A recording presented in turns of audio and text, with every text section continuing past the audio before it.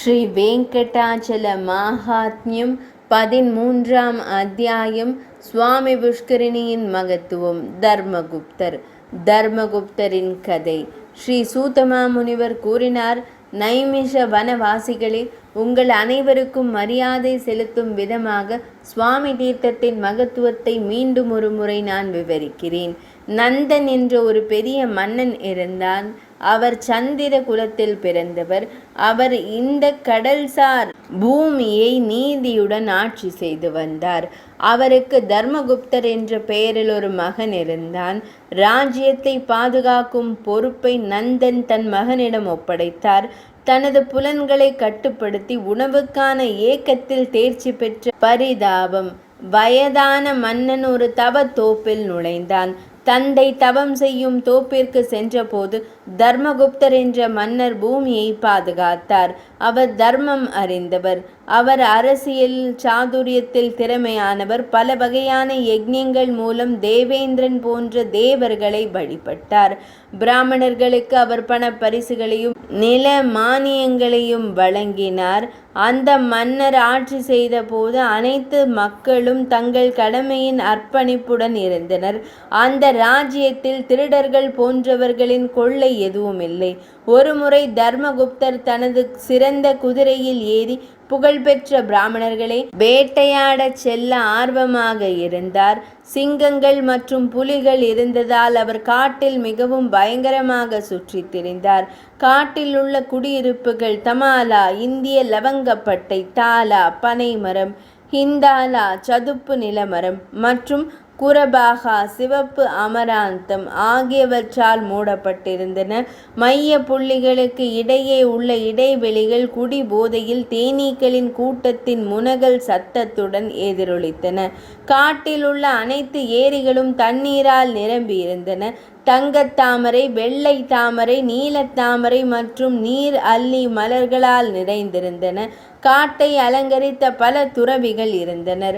பிராமணர்களே, மன்னர் தர்மகுப்தர் காட்டில் சுற்றி திரிந்த போது இரவு அவரை சூழ்ந்திருந்தது. சுற்றியுள்ள பகுதிகள் அனைத்தையும் இருள் சூழ்ந்தது. பணிவு கொண்ட மன்னர் காட்டில் மாலை பிரார்த்தனை, சந்தியா பிரார்த்தனை செய்து வேதங்களின் தாயான காயத்ரி மந்திரத்தை ஓதினார்.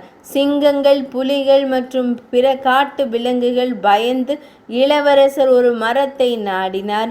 சிங்கத்தை கண்டு பயந்த ஒரு குறிப்பிட்ட கரடி இளவரசனின் அருகில் வந்தது. காட்டில் சுற்றி திரிந்த ஒரு குறிப்பிட்ட சிங்கம் கரடியை துரத்தியது.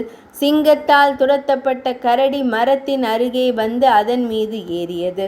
மரத்தில் ஏறும்போது கரடி உன்னத ஆன்மாவும் மிகுந்த பலமும் வீரமும் கொண்ட அரசர் மரத்தில் அமர்ந்திருப்பதை கண்டது. அவரை கண்டதும் காட்டுக்கரடி அரசரிடம், சிறந்த அரசரே, பயப்பட வேண்டாம். நாம் இருவரும் இரவு முழுவதும் இங்கேயே தங்குவோம். மிகப்பெரிய உடலை கொண்ட மிகுந்த வலிமை கொண்ட ஒரு சிங்கம் பெரிய வளைந்த பற்களை கொண்ட மரத்தின் அடிவாரத்திற்கு வந்துள்ளது. அது மிகவும் பயங்கரமானது. இரவின் முதல் பாதியில் நீங்கள் என் பாதுகாப்பில் தூங்கச் செல்லலாம். நான் விழித்திருப்பேன். அதன் பின்னர், சிறந்த அறிவுடைய அரசரே, இரவின் பிற்பகுதியில் நான் உறங்குவது போல் என்னை காப்பாற்றுங்கள். அவரது வார்த்தைகளை கேட்டதும் நந்தனின் மகன் உறங்கச் சென்றான். பின்னர் சிங்கம் கரடியிடம், உறங்கிக் கொண்டிருக்கும் இந்த அரசரை எனக்கு கொடுக்கட்டும் என்றது. நல்லொழுக்கத்தை அறிந்த கரடி சிங்கத்திடம், நீ சிறந்த பிராமணர், காட்டில் சுற்றி திரியும் மிருகங்களின் அரசரே, நீ நீதியை அறியவில்லை. நம்பிக்கை துரோகம் செய்த குற்றவாளிகள் உலகில் பெரும் சிரமங்களை சந்திப்பார்கள். நண்பர்களுக்கு துரோகம் செய்பவர்களின் பாவங்களை 10,000 யஜ்ஞங்கள் மூலம் கூட அழிக்க இயலாது. பிராமணவதம் போன்ற அனைத்து பாவங்களுக்கும் எப்படியாவது பரிகாரம் செய்ய முடியும். ஆனால் துரோகிகளின் பாவம் கோடிக்கணக்கான மறு பிறவிகளுக்கு பின்பும் அழியாது.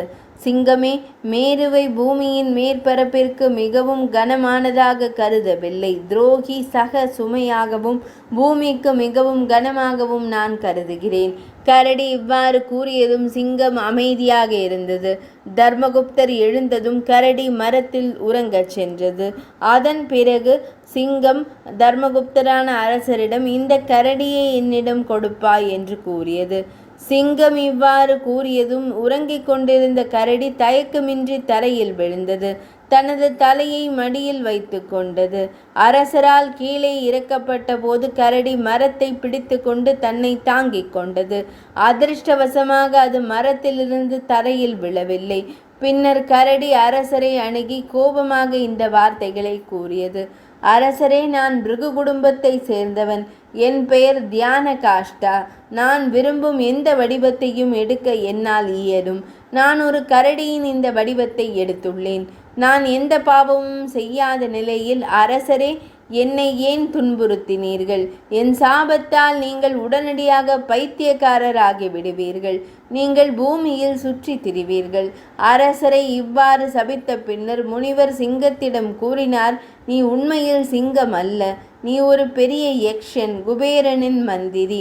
இமயமலையில் கௌதம முனிவரின் முன்னிலையில் பெண்கள் கூட்டத்துடன் மகிழ்ச்சியாக விளையாடிய ஒரு காலத்தில் உன் அறியாமையால் தற்செயலாக கௌதம முனிவர் தனது குடிசையிலிருந்து பலி மர கிளைகளை எடுக்க வந்தார். உன்னை நிர்வாணமாக கண்டதும் அவர் ஒரு சாபத்தை வெளியிட்டார். இன்று என் ஆசிரமத்தில் ஆடை இல்லாமல் இருந்ததால் இன்று நீங்கள் சந்தேகத்திற்கிடமின்றி சிங்கமாக மாறுவீர்கள். முன்பு தாம் ஒரு யக்ஷனாகவும் பத்ரா என்ற குபேரனின் மந்திரியாகவும் இருந்தீர்கள். கௌதம முனிவரின் சாபத்தால் நீங்கள் சிங்கத்தின் வடிவத்தை பெற்றீர்கள். உண்மையில் குபேரன் இயல்பிலேயே நீதிமான். அவருடைய ஊழியர்களும் அவரை போன்றவர்கள். அதனால்தான் காட்டில் வசிக்கும் முனிவரான என்னை ஏன் கொல்கிறீர்கள்?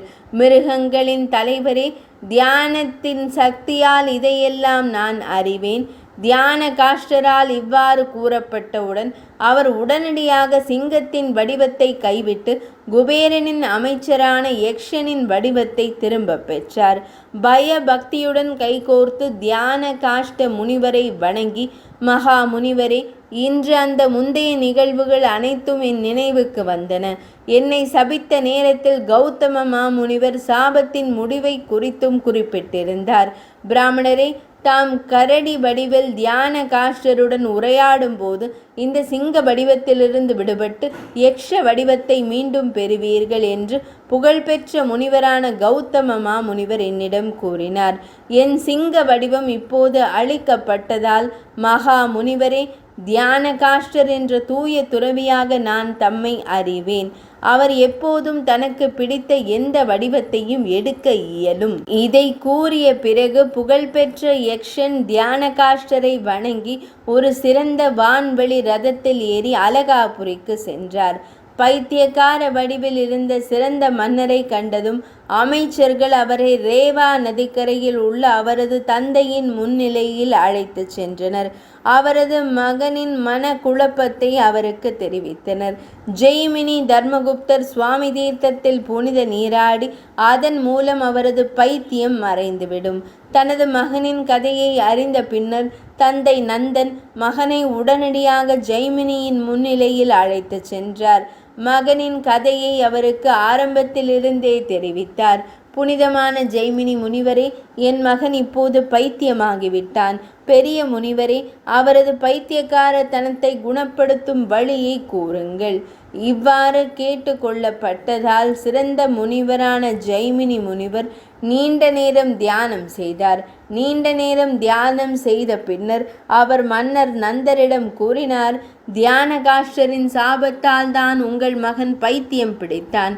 அவருடைய சாபத்திலிருந்து விடுபடுவதற்கான வழியை நான் தங்களுக்கு கூறுகிறேன்.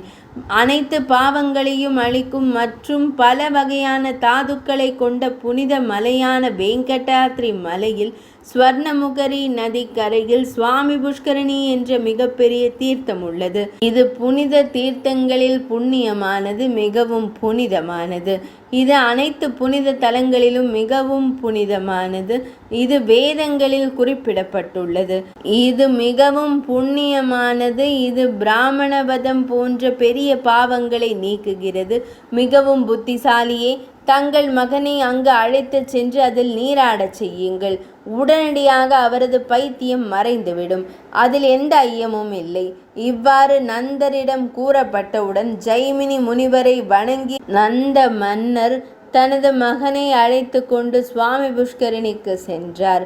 அவர் அங்கு தனது மகனை தேவையான புனித சடங்குகளுடன் நீராட வைத்தார். நீராடியதன் மூலம் மகன் உடனடியாக தனது பைத்தியக்காரத்தனத்திலிருந்து விடுபட்டார். நந்த மன்னரும் சுவாமி புஷ்கரிணி நதி நீரில் புனித நீராடிவிட்டார். தனது மகனுடன் இணைந்து தந்தை ஒருநாள் அங்கேயே தங்கி கருணையின் களஞ்சியமான ஸ்ரீனிவாச பெருமாளை வணங்கினார். நந்த மன்னர் தனது மகனிடம் விடை பெற்று தவம் செய்ய காட்டிற்கு சென்றார். தந்தை வெளியேறிய பின்னர் மகன் தர்மகுப்தர் வெங்கடேச பெருமாளுக்கு மிகுந்த செல்வத்தை அர்ப்பணித்தார். பிராமணர்களே, அவர் பணம், உணவு, தானியங்கள் மற்றும் நிலத்தை வழங்கினார். பிராமணர்கள். அதன் பிறகு அவர் தனது அமைச்சர்களுடன் தனது நகரத்திற்கு சென்றார்.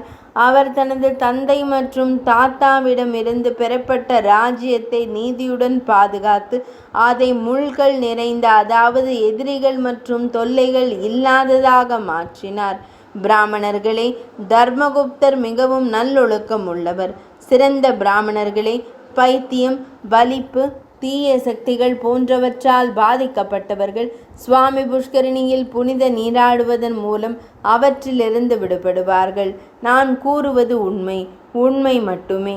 சுவாமி புஷ்கரிணியை விட்டுவிட்டு வேறொரு தீர்த்தத்திற்கு செல்பவர் சுவையான பசுவின் பாலை விட்டுவிட்டு ஸ்பிரஜ் சாற்றை, அதாவது பால் சாறு கொண்ட ஒரு வகை தாவரம், அவற்றில் கேட்கிறார். எந்த இடத்திலும் எந்த நீரிலும் நீராடுபவர்கள் அனைவரும் பிராமணர்களே பிரம்மலோகத்திற்கு செல்வார்கள்.